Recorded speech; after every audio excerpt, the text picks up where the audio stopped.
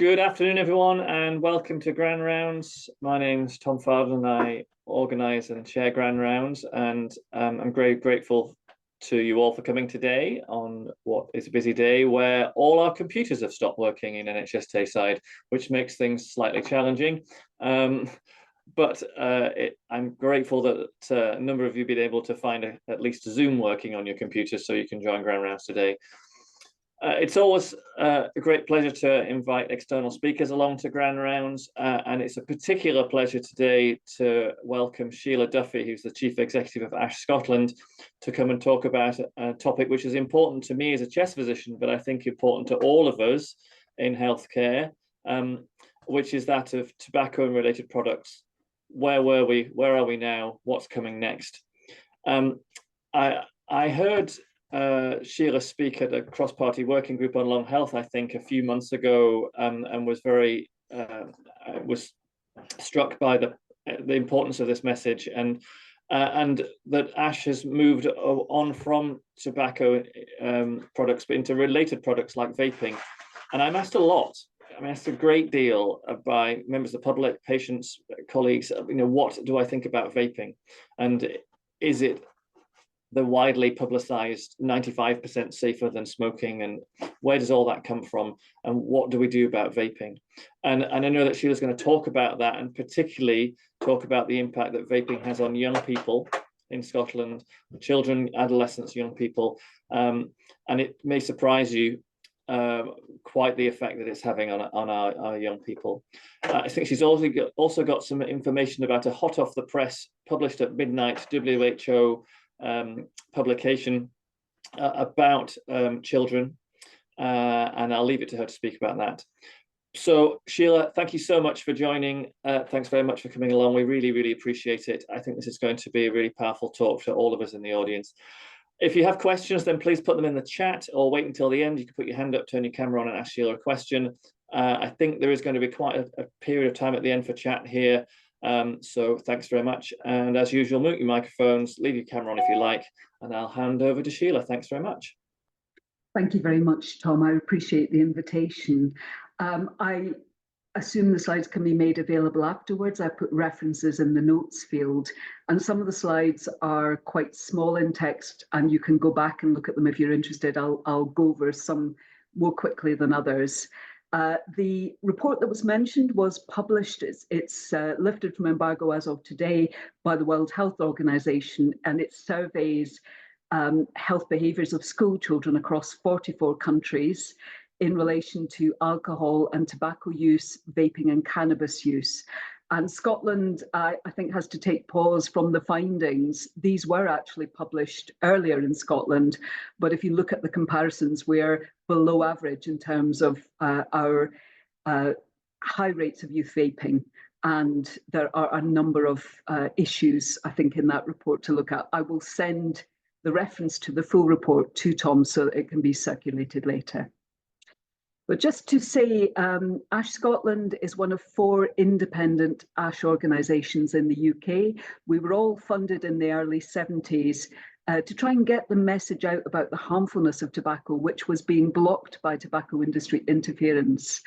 And we are still prioritising dealing with tobacco. It's not a sorted problem, but it is a more settled evidence picture, and there are some new kids on the block in terms of products about which we know less, and therefore there is much more debate about what they do and don't do. So I will take a focus on vapes or e-cigarettes or electronic nicotine delivery systems or non-nicotine or nicotine vapor products or non-nicotine vapor products. And you can see just from the plethora of names, we're not in a settled position with this as yet. I'll talk about new legislation coming up and regulations that can be laid in Scotland, and some of the priorities and challenges, and hopefully, as Tom said, we'll have time for you to contribute, make comments, ask questions. So tobacco is often invisible in public health terms because there's such a long time lag between exposure and the development of serious preventable disease caused by tobacco products. So I think it's estimated to take about 30 to 60 years for people who smoke to present with some of the more serious lung diseases, strokes, heart disease, and so forth. And for asbestos, again, a similar time frame in terms of disease presentation for the really serious stuff. So with e-cigarettes, which have really only been much used in the last 15 years in the UK, we're at the very early stages, and you cannot compare disease profiles because we do not have the full picture. And I think the difference with tobacco than something like malaria is there is a very powerful set of corporate multinational interests behind its promotion. And we have seen that story play out with tobacco really since about the time of the First World War, mass production of cigarettes being given free out to the troops and targeted advertising and marketing. And over the years, really since the, I don't know, the 1950s, we've started to see a decline in tobacco use. The early epidemiological studies, the doctors' studies, really put the medical profession off in droves from smoking.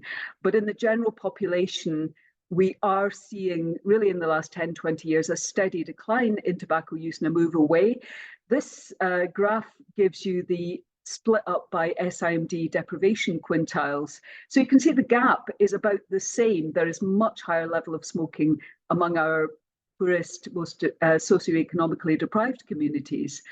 There was a glitch in data around the time of lockdown and COVID, probably because the Scottish Health Survey, which we use as the main source, couldn't reach people in the same way, and therefore underrepresented some of the poorer communities in terms of figures, but that's kind of recovering for data, trend data. The red line is the average throughout Scotland. So this is where we are with adult smoking prevalence. This is where we are with smoking among young people in Scotland. We've had a considerable degree of success, and actually we hoped that we were putting smoking out of fashion. I believe that some of these new products that the industry is bringing through challenge that belief and that assumption, and therefore need to be addressed with some urgency. So you won't be able to read this slide necessarily, but it maps some of the public health interventions, tobacco regulations designed to reduce the use of tobacco. And it's easy to forget. You don't do just one thing and walk away, because you have to keep this issue up. You have to keep taking action. And the latest action at UK level we'll come back to later is the UK legislation, which on tobacco aims to introduce a limit whereby any child that's 15 this year, when they reach the age of 18, it will no longer be legal to sell them tobacco, and that will rise year on year until tobacco is cleared from the shelves. So in terms of tobacco-related products, there are many tobacco products, cigarettes and hand-rolled tobacco being the main ones used in Scotland. And there are also many novel products, such as e-cigarettes and heated tobacco products. And increasingly, we're seeing nicotine pouches coming in and being used by and marketed at young people. So when you talk about even e-cigarettes, then you're not talking about one thing. You're talking about 4 or 5 different generations of devices. Some have been modified in various ways, and you're talking about at least 30,000 different liquid formulations. So bear in mind that there's a lot of different stuff out there, and you're not talking about one product that is fully standardized. So e-cigarettes, just very briefly, and you can revisit that, they are very complex in environmental terms. They have an outer casing of plastic or metal, a lithium battery, a heating coil usually, a reservoir for the liquid, which is usually a sponge, base liquid, propylene glycol or vegetable glycerine. So it's not like breathing water vapor, it's more like breathing theatrical fog, which has been laced with nicotine and chemicals that flavor it. Some of these chemicals have been tested for food additives, but they have not been tested for long-term inhalation and the effects on lungs.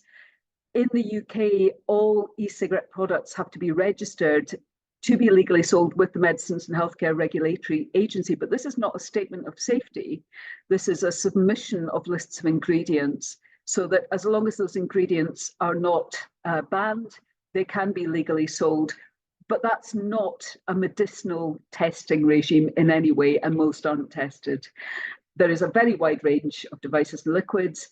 It's estimated about 1/3 of the cigarettes used in the UK are disposables, are illicit ones, and we don't really have a good handle on that either at this point. So there are very different views as to the role of e-cigarettes. And in England, they are actively promoted as a quit smoking aid. And through the swap to stop scheme, local authorities can draw down products to give out in cessation services. And the evidence foundation for the English point of view is the Cochrane Living Review. There's a 2024 update and a very recent Royal College of Physicians report and several reports behind that. However, these evidence sources make clear that the evidence they are working on is extremely limited. And the Cochrane Review only looks at adults and cessation, whereas for a medicinal product, you would want to look at its efficacy in cessation, you would want to look at the safety of the product, and you'd want to look at the quality control. We don't have those elements in place for e-cigarettes, nor is there a medicinally licensed approved e-cigarette device that can be used. So you're really talking about a wide range of purely recreational nicotine devices with unknown additional factors. And most of the research referred to in England compares them straight with smoked tobacco, in which case they come out as far less toxic. However, they don't have the same toxicity comparisons with e-cigarettes, with the nicotine inhalator, which is available on NHS prescription. So I think there are flaws in the system, and the Cochrane Review, because of the guidance as to what they, how they set these things up, includes both tobacco industry funded studies and unpublished studies. And about 30% of the 2024 review rests on an unpublished poster presentation at a conference for which the protocols were not published and the work itself has never been published, and it was funded by a tobacco company. So Scotland's approach is quit your way, and that's a person-centred approach. And at its finest, it should recognise that there's no one way to quit that works for every smoker.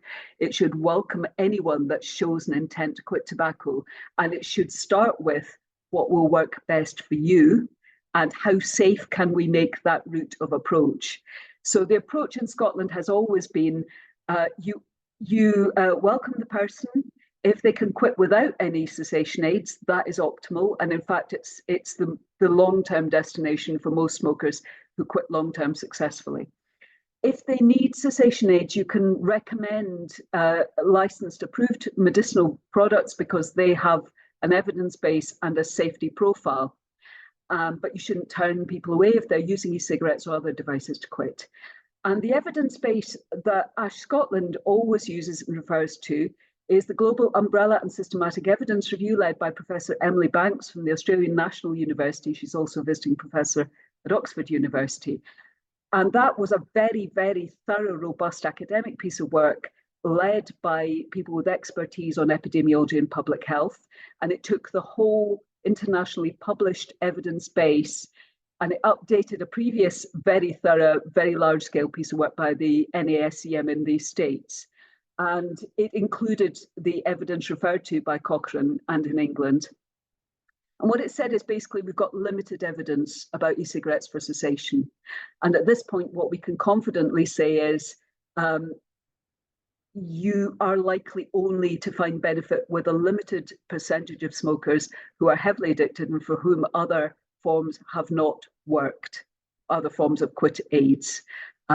It's not a whole population approach, and there is very conclusive evidence about young people and the uptake of e-cigarettes leading to addiction, and separately about those young people being at 3 times greater risk of ending up smoking, even when various risk factors are controlled for. And that's from a number of longitudinal studies that have taken place internationally. So it's strong evidence on Bradford Hill criteria. And the World Health Organization in December 23 published a call to action on e-cigarettes. Now, it's been publishing a number of very detailed technical reports that cover tobacco products and nicotine products. And what it said is only a targeted cessation approach is warranted on the current evidence base, which is still emerging and is still limited, not a whole population approach. As I've mentioned before, globally, anywhere in the world, there is no licensed medicinal e-cigarette product. Australia has said they will only make e-cigarettes available through a medical advice route and a private prescription route, and not as recreational products because of the massive uptake among children and young people that they've been seeing. In the UK, there were 7 or 8 years when adults were using e-cigarettes and we didn't see much in the way of youth uptake, but over just a few years, really, the numbers shot up and skyrocketed. And we started hearing reports from secondary and primary schools, from parent groups, from young people themselves who are seriously concerned about these devices being used by children. And we're talking young children, 11, 12-year-olds, and even primary school kids.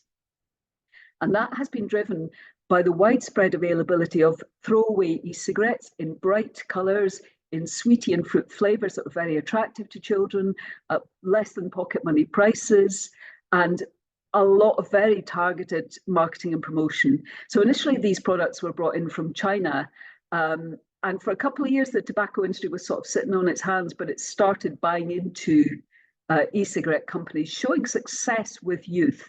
So Sky Cigs, the native Scottish Lothian company, was bought over by the tobacco company that makes blue e-cigarettes, and Juul, which was the American producer, which was sued by a number of US states successfully because of its aggressive promotions at kids and sky-high nicotine levels, was bought into by Altria, which is a parent group of Philip Morris International. And these are some of the examples of marketing we've seen. So the fidget spinner vapes, they were marketed online for about £6 a throw in the UK. The middle image is a cartoon character vape from the Netherlands, but we've seen similar in the UK. And the one on the right was actually a pop-up poster, and I took that photo in Aberdeen bus station, showing some of the more popular throwaway vapes aimed at kids, and it was in a fast food area frequented by young teenagers. So looking at the figures, Celsius was the ongoing survey conducted every 2 years among school children, 13 and 15-year-olds. That was stopped and has been replaced by the Health and Wellbeing Census. And what it showed is in just a few years between 2018 and 2022, a doubling in the number of 13-year-olds using e-cigarettes regularly, once a week or more, and a trebling in the number of 15-year-olds using them regularly. So we've got 1 in 10 15-year-olds in 2022, and it was about 30% of 15-year-old girls regularly using e-cigarettes.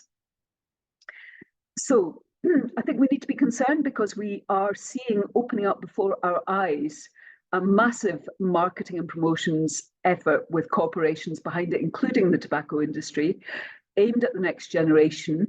And we know that there are increased risks of progression to addiction and to use of smoked tobacco, and that there are increased risks of known short-term adverse health, impacts, and that includes things like nausea and headaches, and the kinds of short-term impacts that were reported by users of varenicline, which was licensed for medicinal prescription.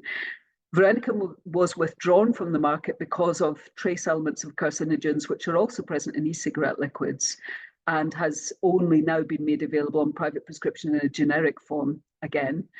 The long-term outcomes are unknowns in research terms, but we do know for sure that there are particulates in e-cigarettes similar to those that have been shown to cause long-term disease outcomes with air pollution. And we do know from the WHO that e-cigarettes emit carcinogens. We just don't know what that's going to mean in the long term. So the comparison with tobacco is valid in a small frame, but you need to look at a wider frame. What about children that are using these devices that weren't smoking? And what effects on their growing lungs and developing brains, which sets them up for addiction? And what effects on the long term on their health, because a child that starts smoking at 14 is probably 4 times more likely to develop lung cancer in later life, and it's decades later. So we don't have that perspective on e-cigarettes, and we should be concerned. I think dual use of e-cigarettes and tobacco with adults stands at about 43% in Scotland, and persistent ongoing use, all those studies that compare NRT with e-cigarettes for cessation tend to show that the longer term use of e-cigarettes continues. And therefore we have to say, we need to weigh the balance of risks and probabilities here. I think even though e-cigarettes are cheaper than buying tobacco, there is still financial harms, particularly to people in low-income communities who are more likely to use tobacco, more likely to be using nicotine products, recreational nicotine products.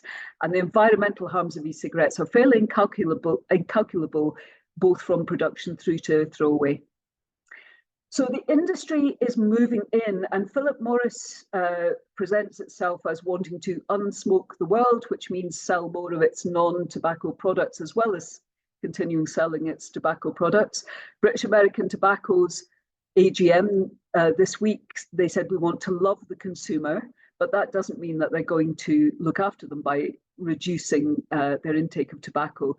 There is a lot of dark funding going on through third parties such as think tanks and arm's length organisations. Foundation for a Smoke-Free World, now known as Smoke-Free World, is funded by Philip Morris and will be until about 2030. It claims independence. No one reputable in the tobacco control field believes them. The Global Forum on Nicotine, run by Knowledge Action Change Professor Jerry Stimson, who's based in Scotland, is channeling a lot of tobacco industry money through to funding researchers, funding advocacy, networks for vapers. You cannot always trust what you're hearing, especially not if it's vapor representative organisations. The rhetoric of tobacco companies is not matched by their actions, and they keep trying to reinvent themselves as if they were health stakeholders. Now, we've been there before in the 70s when they produced reduced risk cigarettes that turned out not to be, in the 90s when they put filters on cigarettes, which turned out actually to cause deeper lung cancers because of the way that people had to inhale and hold the smoke. So I think we have to be very suspicious of those claims. There's a write-up in the BMJ about the industry's attempt to pharmaceuticalize itself. Environmental concerns, they're there with tobacco. Plastic filters that are throwaway are a major source of pollution, and right from production to throwaway, cigarettes are bad news. E-cigarettes, particularly disposables, are disastrous. It's a new form of electronic consumer goods. It's almost impossible to effectively break down and recycle, and most of them are ending up by the side of the road and in our landscapes. And ASH Scotland wants to see the current smoke-free spaces expanded to include the awareness that both heated tobacco products and e-cigarette products produce PM 2.5, produce aerosol particulates. There's conclusive evidence of that, and that we should be including those products in our clean air spaces if we're going to protect people's lungs and their health. So we have legislation proposed at UK level. It's gone through the second reading. It now goes to committee stage. Next Tuesday, there's the first committee hearing. That seeks to progressively raise the age of sale for tobacco, and they're hoping to get that measure over the line before the general election, whenever it's announced this autumn, or certainly by January. And there are some indications about proposals to reduce youth vaping uptake, to do with plainer packaging and restrictions on flavours and designs and so forth and display, but it's going to take several years for those to be consulted on, debated through, come into legislation and then be implemented. It will be fought all the way by the industry. We cannot guarantee that what we come out with will be what we started with in terms of proposals. The UK government has announced that they plan to put excise duty for October 26 on e-cigarettes, which will mean that for the first time, Customs and Revenue can get involved in controlling that market, which they're not at the moment. It's left to trading standards. And they've put additional money into local authority stop smoking services in England and to supporting enforcement. But we need them to keep the price high because that discourages use and motivates quit attempts. We need them to do better at guarding health policy against commercial interference. The current Article 5.3 provisions in Westminster are weak. They kind of let Knowledge Action Change, Global Forum on Nicotine and Smoke-Free World come in through the back door.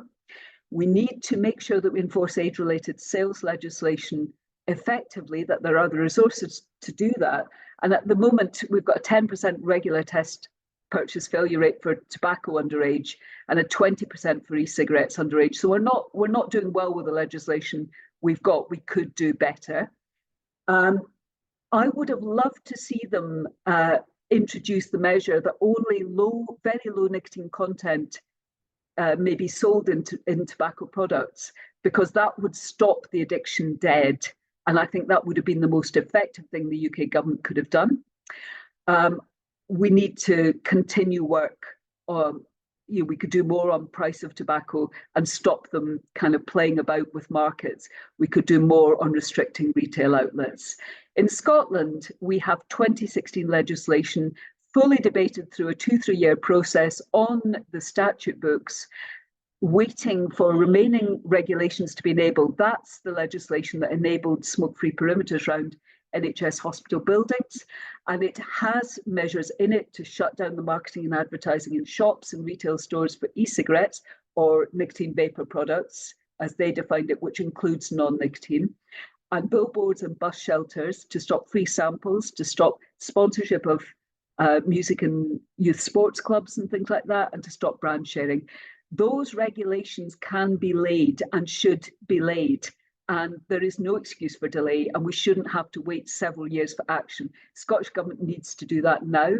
It has, however, using powers under the Environmental Protection Act, announced a ban on the sale and supply of what they called single-use vapes in Scotland, which is expected to come into force in April 2025. Of course, you'll all have seen the announcement this morning that the partnership between the SNP and Green parties in government, in administration, has been dissolved as of today. So that remains to be seen whether that puts any spanners in the works of that particular environmental and health measure. But we need to do more. I think these, the bullet points are some of the measures enabled by the 2016 legislation that need to be laid through regulations. And we're calling, ASH Scotland is calling on the Scottish Government to do that urgently. We don't need to sit on our hands and wait until 2027 or beyond for something to happen. The epidemic of youth uptake is happening now. It's serious. It is a massive health risk. We need to address it. We are also campaigning for the continued availability of free NHS Quit Your Waste Scotland services, and for those to include cessation support for anyone who feels nicotine addicted, whether it's e-cigarettes or something else. And we need to maintain and strengthen enforcement, trading standards, environmental health enforcement in Scotland. I would say on the services that there are e-cigarette retailers such as VPZ, which are advertising themselves almost as if they were stop smoking services and advertising that their staff are trained. Presumably they've gone through the 2-day English training centre training. But they also, when you go in there, it's a sales pitch, it's try or return, and you get offered heated tobacco as well as e-cigarettes, which no reputable health voice I know is advocating for tobacco cessation. So I think there is an impetus, an imperative for all of us who are concerned about the health of Scotland, and particularly the generation growing up, to advocate for those regulations in Scotland that would shut down some of the visibility of e-cigarettes to be laid and enacted. It could be done by laying regulations that the Health Committee would debate and approve, and it could be done within months. We need to support the passage of UK-wide legislation. New Zealand thought they had it nailed. They had 3 measures: the age of sale, denicotinized or very low nicotine tobacco, and reducing retail outlets for tobacco by 90%. And they were overturned at the final hurdle by a new right-wing leaning government coming in and going, no, we're not doing this, and sweeping it aside. We're not there. We've had some great announcements and rhetoric, but we're not there in the UK yet. And I would say, please keep in touch with ASH Scotland. We have some great talks and presentations. We will try to keep you up to date with what's happening on legislation. And we're just about to launch a newsletter which you can sign up to. And we will use that as a way of communicating on research and events and developments in legislation and so forth. So thank you for your time and attention. I will stop sharing and go over to the audience for questions and comments. Thanks very much, Sheila. That's really excellent. Really grateful for you taking time out of what is a really busy time for you at the moment. Yeah, that's fantastic. We've already got a hand up in the air, so and some questions coming through in the chat. So if you do have questions, do type them in and do put your hand up. And we've got a good 20 minutes or so to go through some questions, and I may even chip in if you ask a chest type question. So Jacob George was first. Jacob, nice to see you. Thanks, Tom, and thanks, Sheila, for that presentation. If I may, I've got no declarations of interest. I'm not funded by vaping or tobacco companies in any of my research.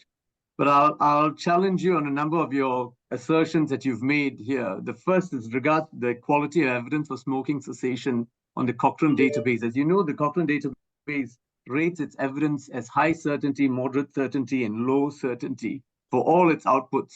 And in terms of its high certainty output, it was that using e-cigarettes results in a higher smoking cessation rate than nicotine replacement therapy.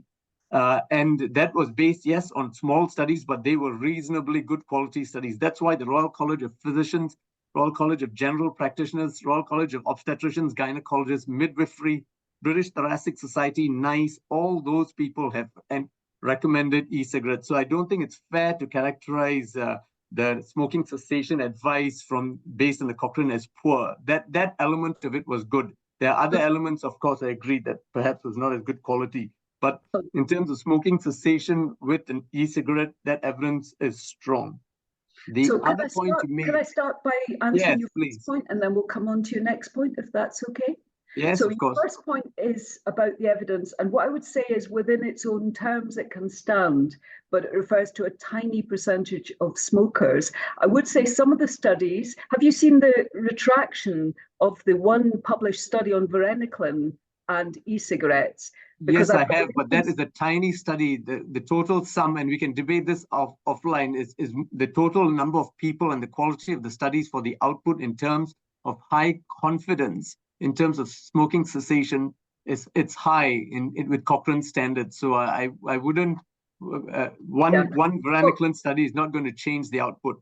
No, but I would say there have been international criticisms of other similar studies, which Peter Hayek, but not the ones included in the high quality output certainty. I'm afraid that is not without dispute. I hear you, but these studies compare with nicotine patches and gum, which are the lowest efficacy NRT prescribable options. There is one study recently, which I haven't had the chance to look at yet, comparing with a nicotine inhalator, but that's the closest proxy to e-cigs, and there isn't strong evidence on the comparison there.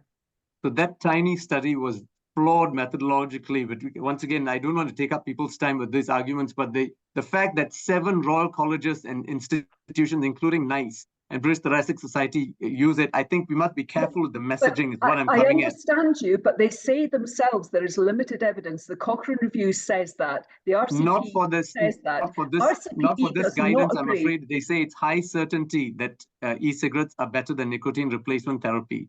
High certainty, but for other things, yes, but not for this. Gum and patches, perhaps. But anyway, your next point. You had a second question. Perhaps we can move on. My second point really is the sobering lesson of Australia. So Australia banned the legislation that put in to sort of only allow e-cigarettes via prescription. The risk of doing this is that the black market in e-cigarettes has increased 9-fold since they've done it in that short time. And the problem, I agree with you, there's 40,000 different flavors. We have no idea what they're doing in terms of health. And when you put legislation, draconian legislation such as this, then you risk the black market booming, which is what's happening in Australia at the moment, which is a disaster because people cannot then tell between regulated, controlled, and unregulated. So we're at risk of throwing the baby out with the bathwater when we make these kind of laws. Some of the things are absolutely right in terms of we don't want young people to smoke. That's absolutely right. We don't want young people to vape. We certainly want to get rid of the environmentally nuisance disposable vapes. But we've got to be very careful and nuanced in our messaging because the elephant in the room is that 70,000 people per year in England alone die from tobacco-related disease still. And so we need to be very careful when we completely demonize vaping, that we are saying it in certain groups of people, but it is a very useful adjunct for people who smoke tobacco to come off tobacco. And yes, it preferably in a short term, but then it is much better than continuing to smoke tobacco. So as a harms reduction measure, there is very little doubt that vaping is infinitely better than tobacco smoking, although it should not be perpetuated as a habit in the long term. And that's the point I wanted to make.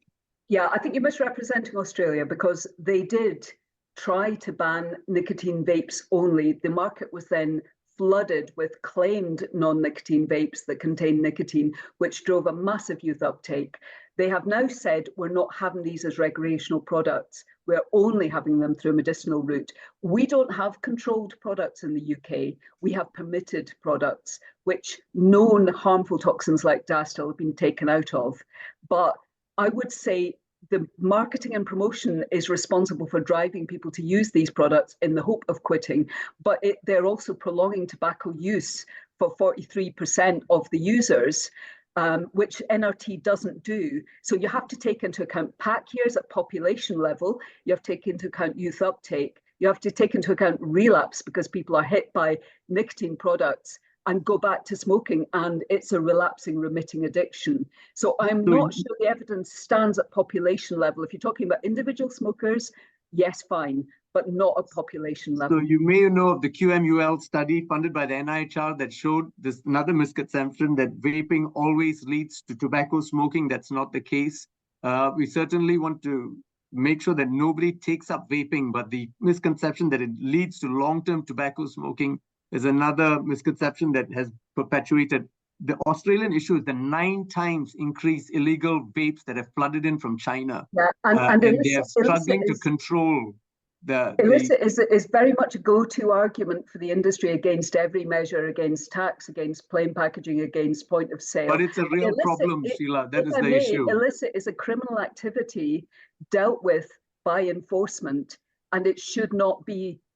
It should be a separate consideration. It is a concern. It's a current concern for e-cigarettes because 1/3 of the disposables used in the UK are smuggled, and we have no effective control because customs and excise aren't involved. So yes, but the net impact on the population is that they are exposed now to a lot of bootleg illegal stuff. But I mean, I'm not going to hijack this whole conversation. The legal stuff is not controlled, Jacob. The legal stuff, we don't know what's in it. And quite often when journalists have bought them legally, what they say is in it is not what's in it. Yeah, no, I'm in favor of restricting flavors, etc. But certainly, if you blanket ban it, then people will turn to illegal stuff because it's cheaper, it's less tax, etc., etc. Yeah, but if you allow it everywhere and visibly promote it as it is now, you increase the market for illicit. I agree with you in terms of the advertising for it, for sure. Yeah. I'm going to move us along. There are some other people who've got some questions. So Andrew Murphy. Andrew, hi there. You're muted. Just that's okay. 4 years later, and I'm still doing that. Sometimes I apologise. It's our first rodeo, isn't it? Indeed. Well, thanks very much for your talk. I found it really interesting. It's not an area that I study or work within myself, but I do hear about it, and I'm a father to young children, and it's an important issue. I don't know whether you have enormous insight into this, but I suspect you might. You spoke about some of the recent surveys indicating that I think it was approximately a doubling of 13-year-olds using products in the last few years and a tripling of 15-year-olds. And I wonder if you have any insight into the educational response that's been made in that same period and whether we are working twice as hard or 3 times as hard to educate our youngsters about the potential harms of these things. Some of our colleagues in the chat are saying that their children who are maybe older than my little ones are still teeny tiny, so they don't go to the toilets in school and vape, but evidently a lot of people do. So do you have any idea about the educational response and if that's matching what you're seeing elsewhere? Yeah, I mean, I think the education response is there's been a number of different things happening in a number of different areas as people have tried to respond to these products and the unknowns that they bring. So in some schools, they haven't even known if they could confiscate them, even though they're age-restricted products. And in some schools, they've had parents coming in complaining that they're perfectly safe. So why can't they give them to their kids? And in primary schools, they've had children picking things up off the ground and trying them, which has all kinds of other infection risks. So I think the Scottish Government has started to put out information to parents and I understand is working on education materials for schools. But what we are hearing is the strongest response from children themselves. Children in Scotland had a Changing Our World panel of youth from primary school through to age 24. And they've had about the same 3 or 4 concerns for about 6 years. And then the youngest member of their panel said, we really need to get on top of this. I'm seeing it in my primary school. I'm hearing about it from my older siblings. It's happening everywhere. And it was the parent groups coming to us initially, raising concerns that made us aware of the massive uptake among young people. I think we do need good education in schools. We need accurate education in schools, but we also need to change the environment that these children are growing up in. Because if you walk into a shop and it's in your face, it looks like sweeties, it smells like fruit or flowers, you know, there's nothing to say that this is dangerous or even addictive. So I think we absolutely need to change the environment, because with tobacco you could do all the education you liked, but if the promotions and marketing was telling you it was full of sizzle and pep and energy, then you would try it because you want that positive image. What you wouldn't know is the harm and destruction that it creates in its wake. And we're already hearing teachers saying there are kids sitting in the classroom who are fidgety, they can't concentrate because they're addicted, they can't wait to dash out and use the e-cigarette. It affects their mental health and well-being. So I think there are massive concerns for the generation growing up. It has been years and years and years since we've had any regular reports of children in primary school smoking, but we've now had quite a number of reports from primary schools of concerns about children bringing in e-cigarettes, and from secondary schools from older kids, about younger kids taking it up. Including one school where someone would stop off at the local retailer on the way to school, buy a box of disposable vapes and sell them to kids in the playground. So I think we need as a society to do a number of things, as we had to do with tobacco, to get on top of this. And presumably those environmental challenges are that much more considerable given the physical environment that you've alluded to a few times, but also the online environment and the advertising collateral that is absolutely everywhere and engineered to increase as you start to access it. Yeah. Well, the tobacco industry always segmented. So it would sell to men, the Marlboro cowboy, you're rugged, you're confident, you're glamorous, you're in control. It would sell to women, you're thin, you're elegant, you're desirable. And it would sell to boys and girls, this is what you're aiming to be, use our products. Exactly the same thing happening with these cigarettes, but happening in a very segmented, targeted online way and boosted by algorithms. And it's not always clear where it's paid for content and where it's just viral content. So I think we haven't got visibility of what our children and young people are seeing. Yeah. Thanks very much. Thank you. I went to a very interesting presentation at the European Respiratory Society a couple of years ago on advertising of vaping, and they showed very, very similar advertising strategies for vapes as we had for tobacco cigarettes 30, 40 years ago. Some really quite incredible similarities of we're just swapping a cigarette for a vape, and it does very much hit upon that you're rugged as a guy and you're sexy as a woman. I'm generalizing hugely, but you know what I'm talking about there. Interestingly, the European Respiratory Society have come down completely on a no vape policy, whereas the BTS, as Jacob alluded to, are more nuanced about it. But the European Society as a group have said that they do not support vaping at all for any indication. Danica was the first with her hand up. I'm sorry, I don't know you, but hello. Yeah, I'm a PhD student at Dundee, and I don't know if this is a naive question, but the previous speaker touched a bit on the educational content. I was raised in a family, and both my parents smoke, so I was raised exposed to passive smoking, and you know, though my parents knew that smoking kills, so all the information that's provided on tobacco, you know, smoking kills, it causes this disease, my parents still smoked, and so does the rest of the population. So I think, is there a way we could introduce in the educational content not just the association between smoking and the diseases, but give more explanation about the causation? Because it wasn't until I did my bachelor's in cellular medicine that I learned the exact mechanism how smoking causes cancer, and that made me, you know, more able to believe it and more able to refuse smoking. So and same for vaping. Now there's a lot of studies being done as just part of the British Association of Lung Research, and they're saying that vaping seems, at least in mice, to reduce the ability of them to respond to infection, and the infection ends up killing them compared to the control mice.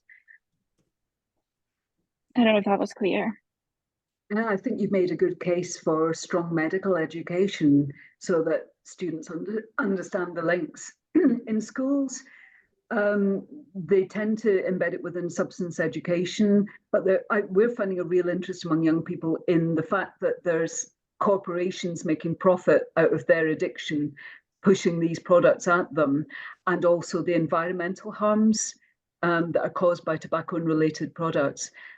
What I didn't mention in the presentation is that we're seeing nicotine pouches really now being quite consciously marketed at young people. They don't have a permitted nicotine level in them, and they can have fruit flavors and all sorts as well. And in fact, a colleague in Denmark sent me a picture of a starter kit aimed at young girls, where you start with 0 nicotine pouches and work your way up to a higher level over the month with different flavors. So it's gimmicky. It's very short term. It gives you short term gratification, never mind about what's going to happen in 10, 20, 30, 40 years. And if you're young, you don't think in those timescales. And I would say education and cessation are necessary backdrops for any work to control tobacco and related products. But you also need to change the environment to promote healthy choices. Because if I go around and offer you a tray and I've got, chocolate and fizzy sweets and sweet caffeinated drinks and things on one tray, and I've got celery and carrot sticks on the other, you're probably going to take the stuff that is most highly coloured and gives you the instant energy hit. And yet, if you take that over the long term, it's not the basis for a healthy diet. I understand. Thank you. Thank you. I have F.M. Anderson. It's Fiona. I don't know why it comes up like that. Probably my email, but it's Fiona. Hello, Fiona. I work in the early years young people's team in NHS Tayside, so we do work a lot with education and young people. And I just kind of want to back a lot of what Sheila's saying. So we've got the health and wellbeing census. We've got lots and lots of data about young people vaping, but we're involved in Planet Youth in Scotland as well. And it's just a small, like 2 schools in Angus at the moment, but which we hope to expand. And we've got Dundee schools involved. But our survey in Angus showed them that 22% of the 15-year-olds were now smoking or using e-cigarettes daily. So it's very, I would say the speed of the increase totally back everything you're saying. And we've heard similar stories about primary schools as well, down to primary 5, primary 3. Not obviously lots and lots of numbers, but we've definitely heard that, and huge numbers of parents concerned. So part of the Planet Youth model does work with parents and communities, so that's kind of our aim to try and do things there. But we do get young people as well now telling us that they're concerned, they're feeling addicted, and they want to quit. So we've been in touch, like you said, the Quit Your Way, the national line, they've said that they'll happily speak to young people who want to quit e-cigarettes as well, which is very useful and good for us to be able to put back to parents too. So just wanted to back a lot of what you're saying. We definitely find that where we are. Yeah, thank you. And I think Planet Youth has really pioneered scoping some of the concerns. I'm talking to young people and parents, talked to some other Planet Youth projects about this, and they were saying it's a really massive issue that we can't ignore. And what I would say is the study published today by WHO, which had the Scotland figures in it, is 2022 data. And because Celsius isn't happening, the next health and wellbeing census, which was taken about the same time, is another couple of years. We actually need good data points now to know what's happening and to know if any measures that are put in are working and what impact they're having. So there is also one nicotine replacement therapy that is licensed on medicinal prescription for addiction to e-cigarettes. It's helpful to know. Thank you very much. Does anyone else have any questions in the chat or in person? One of the things that I get asked about as a chest physician is how about all these people in America, these young kids in America who ended up in intensive care on ventilators, which is attributed to vaping. Now, I have my own respiratory physician answer, but I suspect you have the same answer, Sheila. Perhaps you want to comment on that? Yeah, so I think there was an outbreak of cases of EVALI, and I can't remember what the acronym stands for, I'm sure you'll know, but serious lung diseases linked to vaping in America. And the majority of those cases, which was very carefully tracked through by CDC and the FDA, were linked to a form of e-cigarettes where they were kind of cannabis flavored and had vitamin E acetate, and that was causing particular problems. But 18% of those tracked with those lung diseases were only using normal nicotine e-cigarettes. So it wasn't a complete reassurance, although there was an outbreak that was linked to that at the time. I think in America, they've had real issues with youth uptake because they haven't had the restrictions that we had in the UK as a result of the Tobacco Products Directive brought in at EU level. So, for example, we have a 20 milligrams nicotine per milliliter liquid restriction on our e-cigarettes, and they were able to market much higher level nicotine. And as a result of that, the FDA has brought in extreme restrictions where they said we will only permit some products to be sold recreationally and not all of them. And they had 26 million applications for authorization to sell. And last I heard, they had only authorized 23 and none of them had flavorings. So you might want to expand on that from your expertise. Yeah, I remember that when the FDA did that, and big companies in America like Juul, who are a big Californian company that actually sponsored a lot of actors, actresses, celebrities to use their devices, they were denied their license because they were flavored, and that was. But Juul, I think, now I'm going out on a limb here, but I think Juul were a part of a tobacco company. They're over. Their parent company, I think, were a tobacco company. Yeah, Altria, which is Philip Morris linked, has a 30% took a 30% stake in them, and they were in their earlier days linked with tobacco money. They had a period when they were not obviously tobacco industry linked, but they were, they were using the same designers that design Apple iPhones. They were clearly sponsoring youth events and aiming at a youth market, and they had sky-high nicotine levels. And that's one of the concerns with disposables, because although there are various permitted levels of nicotine in the UK, almost all the disposables are at the highest possible level. And one of the tobacco companies has been playing about with the mechanism so that a compliant, legal 20 milligrams nicotine per milliliter liquid hits the brain as if it was a 69% concentration. So they can also play about with them in the same way that tobacco companies played about with tobacco and added things to make it, to increase its addiction hit and potential. Very interesting. There's a question from Dean's, but just to finish up on the vaping related acute lung injury, which is an acronym.